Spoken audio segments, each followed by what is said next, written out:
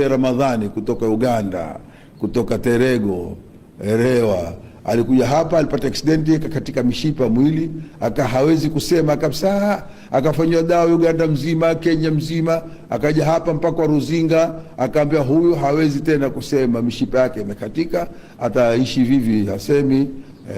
Akaja Maulidini hapa, akaketi nyumbani hii ambayo ni ya mwenye baba tini, akalala na Sharif Asad Jamalileli.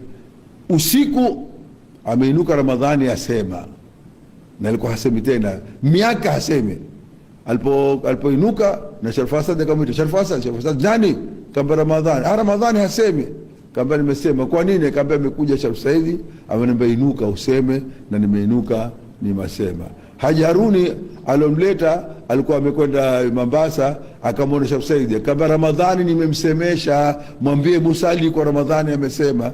Akija Ramadhani akasema, baada ya kusema Ramadhani kana haondoki tena Mambrui kabisa, akaishi Mambrui, kana ni mtumishi wa msikiti, ni mtumishi wa kila kitu, na akaanza kusoma mpaka akafa Mambrui, na alena hataki tena kwenda kwao, atakafa Mambrui. Mpaka ule mwaka wa mwisho akajamaa wake wamlazimisha kina Haji Haruna na nini ende, akaenda kuwatizama na kurudi tu. Akaenda kutizama, alipofika Nairobi akawa mgonjwa taabani, akafa Nairobi katika stendi ya magari ya Mambrui. Jamaa akataka kumzika Nairobi, nikamwambia msimzikeni, mwenyewe amesema mpaka azikwe Mambrui.